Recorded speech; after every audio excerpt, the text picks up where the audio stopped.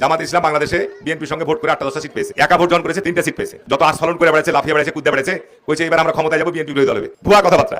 এরা ইসলামের নামে দল করে কিন্তু অধিকাংশ মিথ্যা কথা বলে, খালি কোরআনের দোহাই দিবে আর মিথ্যা কথা বলবে। সাবধান থাকবেন, বিশেষ করে আমাদের মা বোনদেরকে সাবধান থাকতে বলবো। বাড়িতে যাবে, যে ভোট চাইবে, চেক হয়ে যায় আপনার ভোট দিলে জান্নাতে যাবেন, এই সমস্ত ভাওতা দিয়ে ভোট চাবে।